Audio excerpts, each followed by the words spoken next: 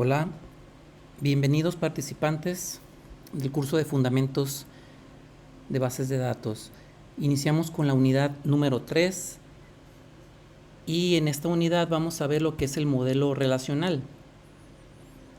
En el modelo relacional se ha establecido como el principal modelo de datos para las aplicaciones de procesamiento de datos, no por ser cómodas de usar, sino porque sirven como base para los lenguajes formales de consulta. ¿En qué consiste este modelo?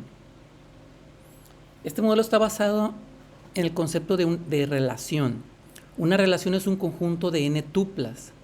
¿Qué es una tupla? Bueno, al contrario que un segmento puede representar tanto entidades como interrelaciones.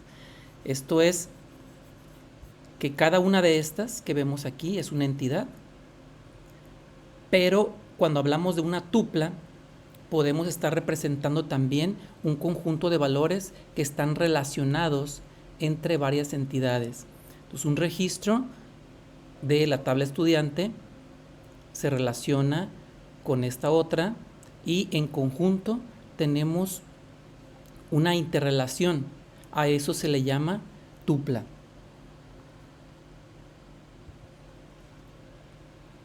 Una base de datos relacional consiste en un conjunto de tablas. A cada una se le da un nombre exclusivo. Cada fila de la tabla representa una relación entre un conjunto de valores. La cabecera se le asigna el nombre de atributo y para los atributos va a existir un conjunto de valores. Ese conjunto de valores permitidos se le llama dominio.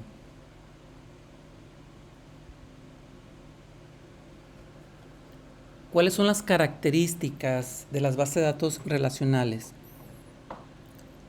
Una es que trabaja con estructuras de datos muy simples, que son tablas bidimensionales. Es no navegacional, no hace falta hacer referencia a la forma de acceder a los datos.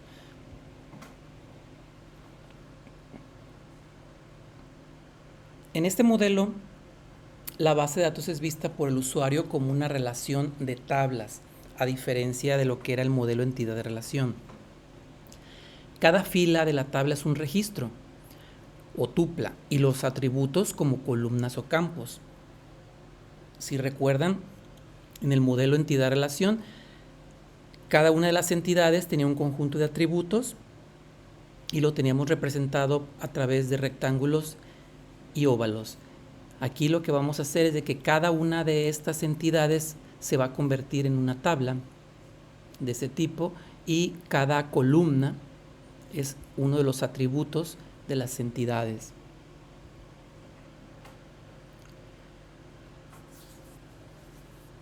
Ahora no vamos a hablar del concepto entidad-relación. En lugar de tener una entidad, aquí le vamos a llamar relación, la relación película con sus atributos. Los atributos van a estar aquí como cada una de las columnas y las tuplas tenemos aquí como los registros en donde almacenamos los datos correspondientes a cada uno de los atributos. Cada atributo va a tener un dominio en el cual tú le vas a permitir asignarle un tipo de valor y dentro de ese tipo de valor algún rango específico. Aquí hablamos de lo que es una cardinalidad de un grado. Vamos a ver la definición de cardinalidad y grado para que entendamos este ejemplo. La relación es un conjunto ordenado de n ocurrencias. Esto es, de que todos los registros que estén haciendo referencia a diferentes entidades, pero que tengan un conjunto de valores entre ellos, va a ser llamado relación. Atributos, bueno, campos de una tabla, propiedades de las entidades. El dominio, un conjunto de valores en donde nosotros especificamos qué tipo de dato y dentro de ese tipo de dato cuál es el rango permitido. La tupla, pues cada fila de una tabla. Aquí lo que veíamos en la hoja anterior, grado de una relación es el número de atributos, que esto va a ser fijo.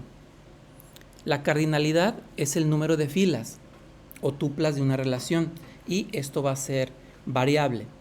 Al principio puede estar vacío y conforme nosotros vayamos insertando datos, la cardinalidad va a ir cambiando. Para dar una definición más adecuada desde el punto de vista de las bases de datos, es preciso distinguir dos conceptos. Lo que es el esquema de relación es la parte estática, la parte que no cambia, lo que es la cabecera de una tabla. Una vez que la defines, es invariante en el tiempo.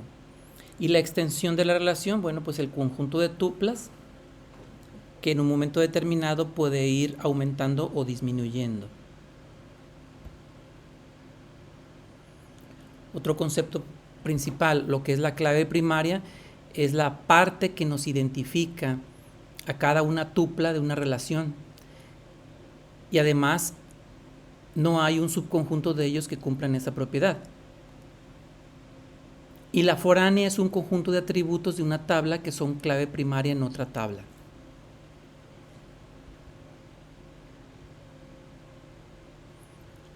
Las restricciones al modelo van a ser de dos tipos, inherentes y semánticas. ¿Cuáles son las inherentes? Que no debe haber dos tuplas iguales en una misma relación. El orden de las tuplas no es significativo y el orden de los atributos tampoco lo es. Entonces tú puedes definir las columnas y el orden de las columnas no importa. En el modelo relacional también podemos ver las restricciones semánticas. En la primera dice, la clave primaria hace que los atributos marcados como clave primaria no pueden repetir valores. Unicidad impide que los valores de los atributos marcados de esa forma puedan repetirse. Obligatoriedad prohíbe que el atributo marcado de esta forma no tenga ningún valor. Esto es algunas características que podemos dar a cada uno de las columnas o atributos de nuestra tabla.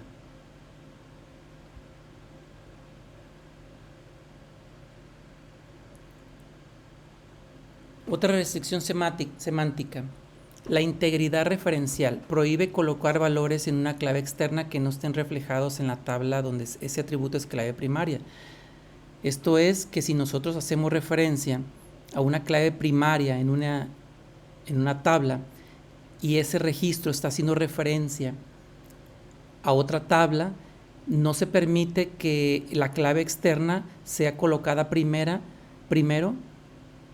sin previo haber almacenado el dato en donde es clave primaria.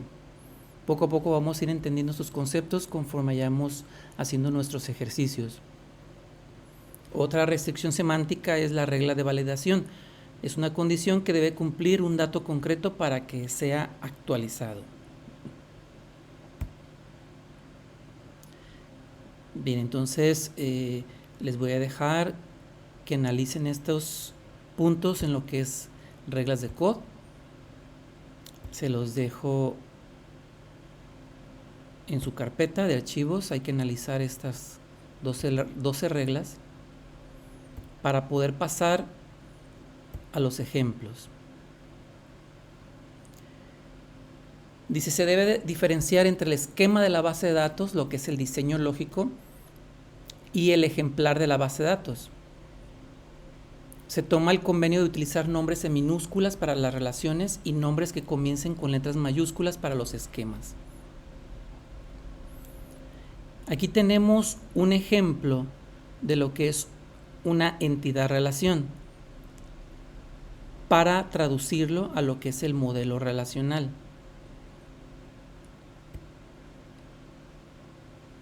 Para este esquema, entidad-relación, lo que tenemos que hacer es lo siguiente. Tomamos cada entidad y la ponemos de este tipo. Le ponemos el nombre y entre paréntesis sus atributos, identificando cuál es la clave primaria. Cada entidad va a tener una clave primaria. En este caso, las relaciones van a ser traducidas también a tablas y en ellas se va a hacer referencia a una clave foránea. Actor es otra entidad tiene ahí sus 3 atributos y su campo llave. Tenemos aquí ya las 3 entidades traducidas al esquema relacional. Actúa va a heredar las llaves primarias de las entidades que está uniendo. Si Actúa estuviera uniendo a 3 entidades, entonces aquí habría 3 valores de referencia. Una vez que hacemos referencia que Actúa tiene relación con I de película, a este se le llama llave foránea. Esta llave foránea está haciendo referencia a la clave primaria de la relación que hace referencia. Es por eso que en la restricción que hablábamos en las diapositivas anteriores, decíamos que un valor de una llave externa no se podía dejar aquí, que le pongas un valor aquí, sin previo haberle puesto la referencia en donde es clave primaria. ¿Por qué? Porque si tú tienes un listado de películas, aquí tienes que tener un listado de actores y posterior haces la relación de a cuál película actúa cuál actor. Esto es de que no puedes llenar datos en la relación sin haber puesto datos en película o en actor. A eso se refiere con la restricción. Produce es otra relación. Produce está uniendo 2 entidades, por tanto tenemos igual aquí dos llaves foráneas. Esta llave foránea hace referencia a la llave primaria de película y a la llave primaria de I de estudio. El hacer referencia es tener un identificador y un link a cada una de las claves primarias de las entidades que está haciendo referencia. Una vez que tenemos este esquema, cada uno de lo anterior es traducido a una tabla. Entonces, tanto película, actúa, actor, estudio y produce se traducen a tablas. Primero tenemos que analizar todo lo que tiene clave primaria. Recuerden la restricción de que no podemos poner datos en llaves foráneas sin previo haber puesto los datos en sus llaves primarias. Entonces nos tenemos que centrar en que el listado de película se ha capturado primero, aquí lo tenemos, actor, el listado debe de existir, y en estudio también debe ser el listado. Entonces, una vez que tenemos el listado de registros de nuestras 3 relaciones, que en este caso ya no van a ser entidades, posterior a esto ya podemos poner datos en las relaciones con las llaves foráneas que le corresponden. Actúa especifica que el actor 1, o sea, Mark Hamill, actúa en la película 1 y la película 1 es La Guerra de las Galaxias con sus datos. Entonces, aquí hacemos una especificación de cuál actor actúa en cuál película, teniendo en cuenta que un actor, pues lógicamente puede estar trabajando en varias películas y una película va a tener referencia a muchos actores. Entonces aquí los datos pueden estar repitiéndose, más la referencia del registro 1 con el 1 no puede volverse a repetir. Puede ser que el actor 1 también trabaje en la película 3. ¿Por qué? Porque pueden ser películas que fueron hechas en tiempos diferentes y el actor puede haber trabajado en varias películas. Lo mismo con los productores, o sea, dice una película es producida por un estudio. Aquí dice que la película 1, o sea, que es La Guerra de las Galaxias, se produce en el estudio 3, que es Lucasfilm. Aquí es donde tenemos la relación de cuál película ha sido producido por cuál estudio. También haciendo referencia a que un estudio pues, puede hacer varias películas. Lucasfilm puede hacer N películas. Pero en este caso una película solo puede ser producida por un solo estudio, a no ser que haya un conjunto de productores y a ese conjunto de estudios se le denomina una asociación, también puede estar en el listado.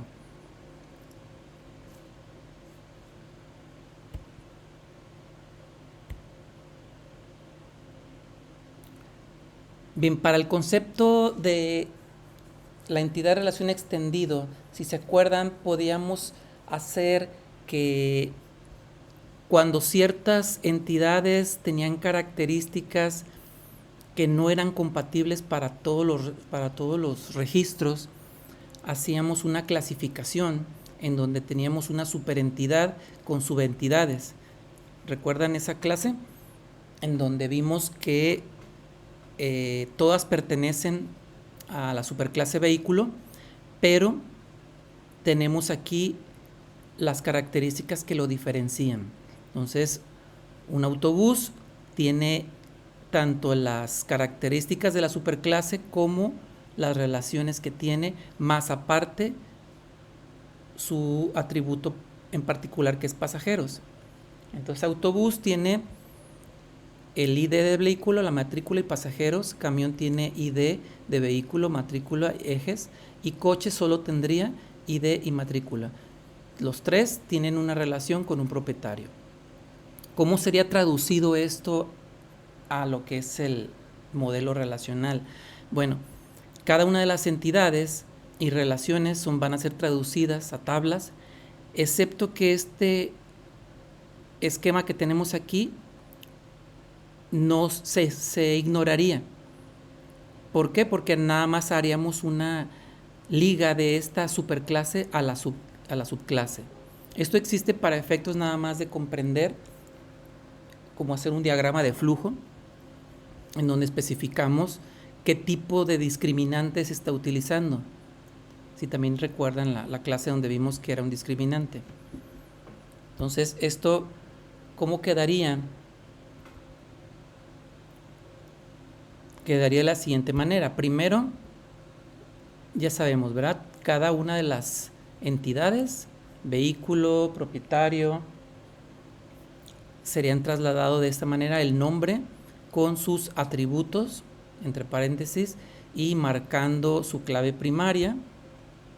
Y una vez que tenemos las entidades, las relaciones también son trasladadas de esta manera, poniendo las llaves foráneas de las entidades que está uniendo. Les repito que si una relación está uniendo más de dos entidades, pues aquí se vería reflejado el número de llaves foráneas dependiendo del número de entidades que esté uniendo. Vemos cómo dueño está teniendo la clave foránea que une a la llave primaria de vehículo y a la llave primaria de propietario. Cuando hablamos de la subclase autobús, vamos a heredar el ID de la superclase. Entonces aquí tenemos una llave foránea que nos liga a la llave primaria de vehículo con sus atributos. Entonces, en este caso, autobús tiene una llave foránea hacia la llave primaria de vehículo más su atributo pasajeros. Camión igual tiene su llave foránea que liga con vehículo con su atributo, y coche pues nada más tendría su llave foránea porque no tiene ningún atributo, pero al hacer referencia a la superclase con esta llave foránea, bueno, pues estamos heredando todos los atributos de la superclase.